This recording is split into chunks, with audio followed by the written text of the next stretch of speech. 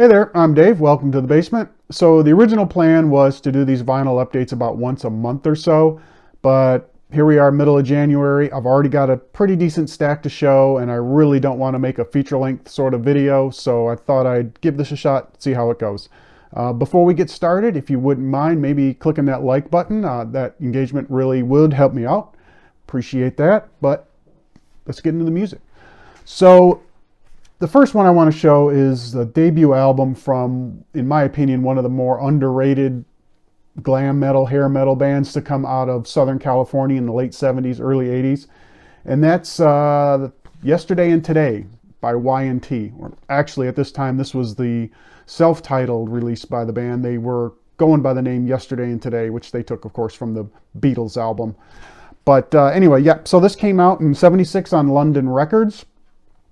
And it's some really enjoyable hard rock. You really can hear the potential that the band has as they would come into their own during the later part of the early 80s. Very solid 70s hard and heavy rock, freewheeling guitar, heavy bass lines. A couple of my favorites on this one were 25 Hours a Day, which has some pretty sweet riffs and really nice bass break. And then something that was a little surprising to me was Game Playing Woman, which had considerable bit of psychedelic tendencies to it. So that was pretty surprising and pretty enjoyable. So all in all, I think this is a really good debut. Definitely shows their potential. A little bit rough in terms of production, but you know, they would come into their own as the days go by. So check this one out if you're interested in the band's history. This is the self-titled album from Yesterday and Today. All right, next up is another debut album, another self-titled debut album. This time it comes from a Swedish band called Time Gallery, and this came out on Atlantic Records in 1989. Never heard of these guys. This was a complete blind buy. I bought this pretty much because of the name, which I thought was cool, and they sort of have that sort of late 80s Survivor, Foreigner, AOR sort of look to them. So I thought I'd give this a try. It was produced by Keith Olsen, who produced pretty much anything that came out in the 80s related to pop rock. So you know, that should have probably been a little bit of a warning sign, but it wasn't. Anyway. Yeah, so this was not at all what I expected. This is definitely not AOR. It's more pop. It's definitely pop, but straddles sort of the line between synth and rock, but definitely pop. A track that did stand out to me was Valerie, because it's a little bit more up-tempo compared to the rest of the album, a little bit more rocky. Again, the rest of it is mostly pop. Thinking maybe as a comparison to sort of the Hoopla era Starship as a point of reference. If that's the sort of poppy rock sort of thing that you're into, this would be a good album for you. Otherwise, I really can't recommend it other than to completists of 80s pop rock. But yeah, nevertheless, Time Gallery's self-titled debut album.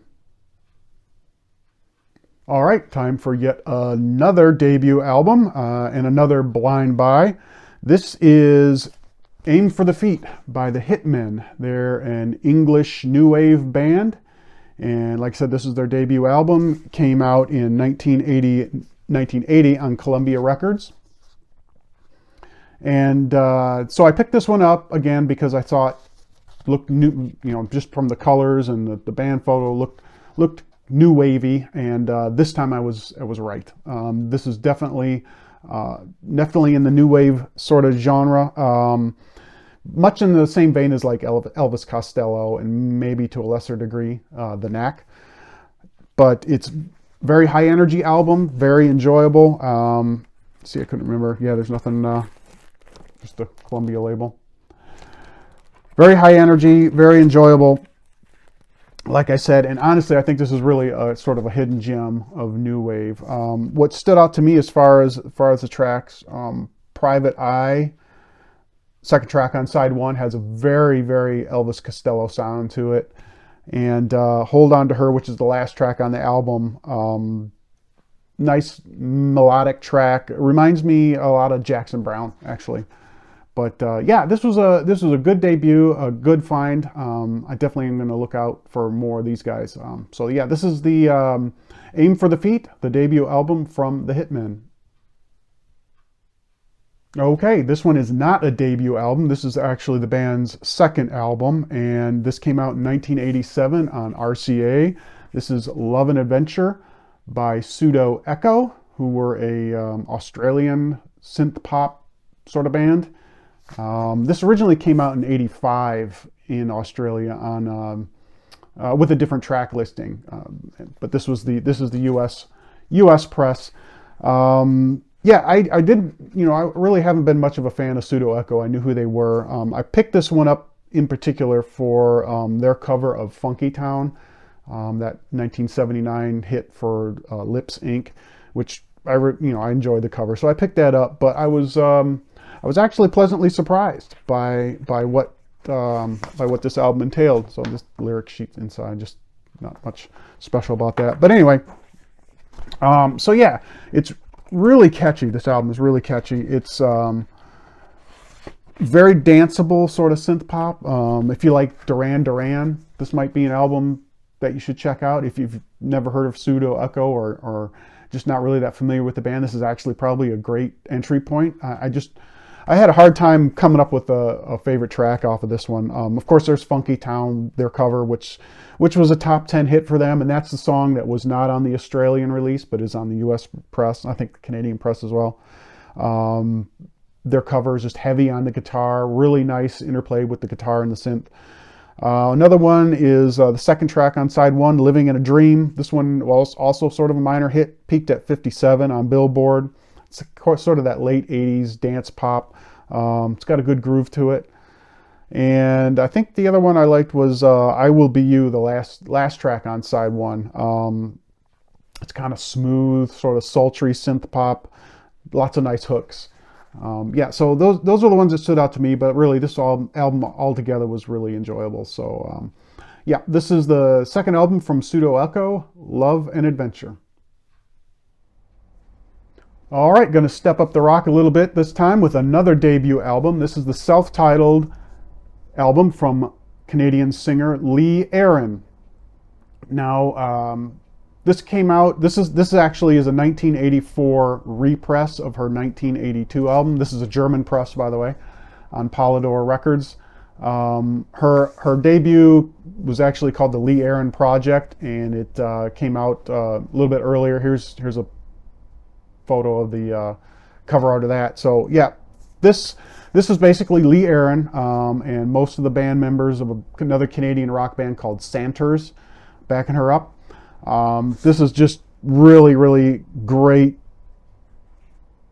That's probably a little bit strong, but this is really good early 80s hard rock, sort of metal. Probably not quite as good as her next two albums would be, but still, this was a really enjoyable one. Tracks that stood out for me, let's see, the very first one, Under Your Spell, has Rick Emmett of Triumph guesting on guitar, so that was a pretty good one. Night Riders is the third track, excellent driving metal track, traditional metal track, that was really enjoyable. And first track on side B, I Just Want to Make Love to You, a copy of Van Morrison's hit, which was a cover of Muddy Waters' 1954 tune. But anyway, this is a really good album for 80s metal hard rock enthusiasts. If that's your thing, seek this one out. And like I say, the only difference between this release and her Lee Aaron Project release was the cover. So track listings are the same. Definitely one you should pick up. Okay, next up is one of those one and done projects that I kind of dig. This came out in 1986 on CBS Records. It's their only album. This is Lights On by Price Sultan.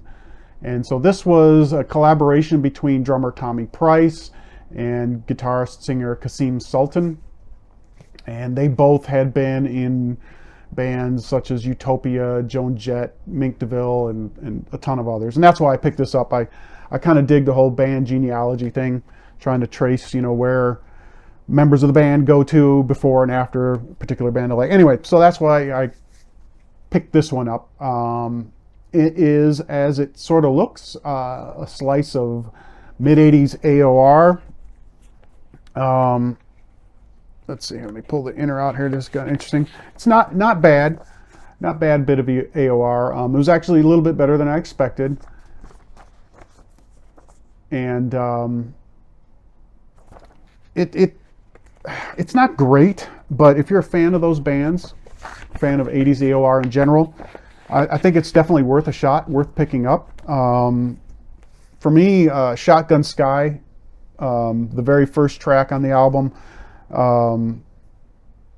actually, now that I look at it, I think that's Shotgun Shy. Anyway, so it's pretty solid melodic rock. That was enjoyable, and something's gonna happen. It's got a great groove to it, that particular track. So yeah, if you're into 80s AOR, or if you're just interested in what members of, for example, Joan Jett's band happen to do when not playing with Joan Jett, this one might be one worth checking out. So yeah, this is the one and only album from Price Sultan. Lights on. All right, everybody knows this next album, so I'm not going to talk too much about it. This came out in 1983 on Warner Brothers. This is ZZ Top's Eliminator. This was their 8th album, and yeah, it's just got hit after hit on here. Give Me All Your Lovin', Got Me Under Pressure, Sharp Dressed Man, Need You Tonight, Legs, TV Dinners. Everybody knows this one. For me, though, I think my favorite tracks on this one happen to be Got Me Under Pressure. I really like that one. I Need You Tonight's a really good one, in my opinion. And of course, Legs. That's my favorite of their hits. So, yeah, everybody knows this one. ZZ Top, Eliminator. Back to the self-titled debut albums. This is, like I said, the self-titled debut album from a band called New Regime. Came out in 1985 on RCA. They are a Canadian synth-pop band, and again, this is a complete blind buy. I did so because this screams synth-pop. Not necessarily Canadian synth-pop, but synth-pop anyway. So, and that's exactly what these guys were. They had some moderate success in Canada. Apparently, this album cracked its RPM Top 100 chart over there. They didn't really do much elsewhere, although they definitely, I think, in my opinion, should have been much bigger than they were. They're in the same vein as bands like ABC, maybe even Naked Eyes. Get in there. But anyway, yeah, so this is really good synth pop, nice bass groove to it. Great energy. I definitely would recommend this for fans of 80s synth pop. If you're not aware of this band already, you probably should be. I thought Treasure, the lead-off track, was a very upbeat one. And then I Won't Let You Go, third track on side 2, was also a good one. But yeah, 80s synth pop fans, give New Regime a try. And another debut album. This time, this is the debut called Max from a band called The Rumor. Came out in 1977 on CBS, I think. Nope, Mercury. 1977 on Mercury. This is a band that is fronted by Brinsley Schwartz, and they are mostly known for being Graham Parker's backing band.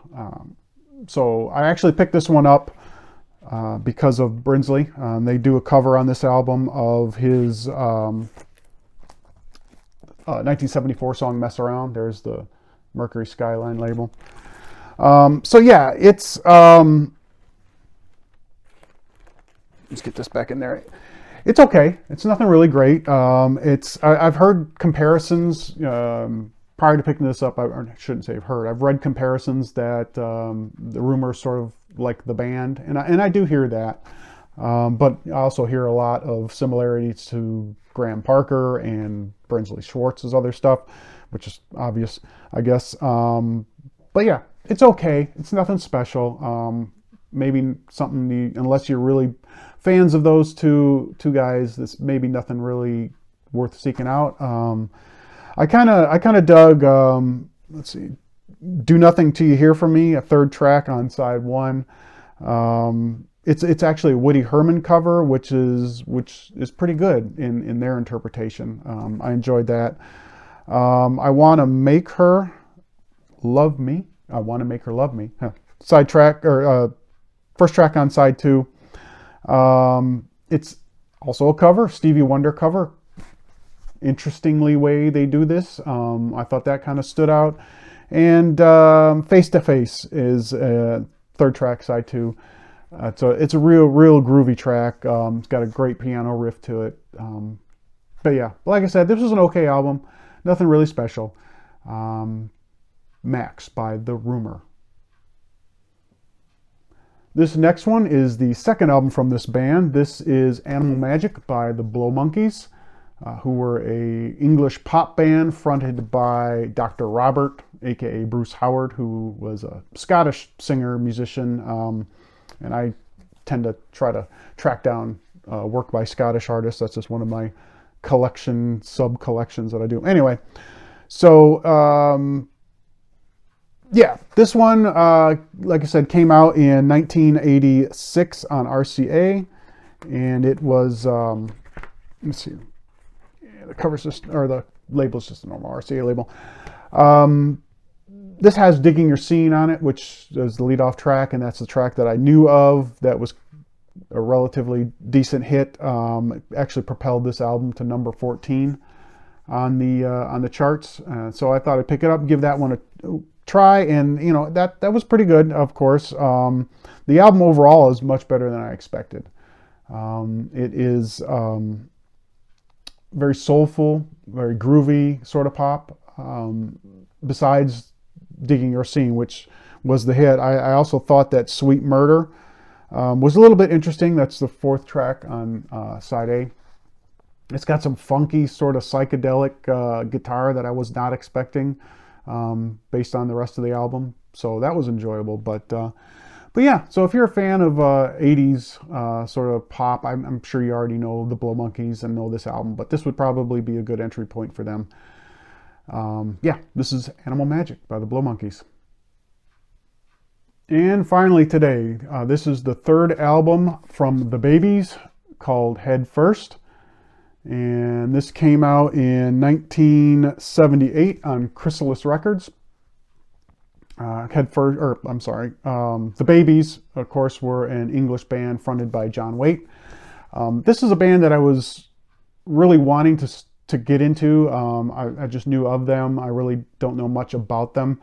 And this album has Every Time I Think of You, second track on side A, which was a top 20 hit. I think it reached number 13. The album itself was a top 25 album, so I figured this was their most commercially successful, so I start here. And yeah, it was a decent album. It didn't blow me away, but it was enjoyable, and I'll pick up other albums from the band. I'll continue to work through their catalog. You see Babies albums everywhere, so it shouldn't be hard to do. For me, aside from Every Time I Think of You, the next track after that, I Was One, is a pretty nice little rocker. And that was probably the more enjoyable track for me on this one. But yeah, interesting album, not great. But that was Head First by the Babies. All right, appreciate you hanging out with me as I went through the stack of albums there that I have been adding to the collection here in January so far. If you like what you saw, please give me that thumbs up, and maybe even consider subscribing. That'd really help me out. So also, if you have anything, I really would enjoy conversing about these albums or music in general down in the comments. So hit me up with a comment if there's anything you'd like to share. But until next time, everybody, take care.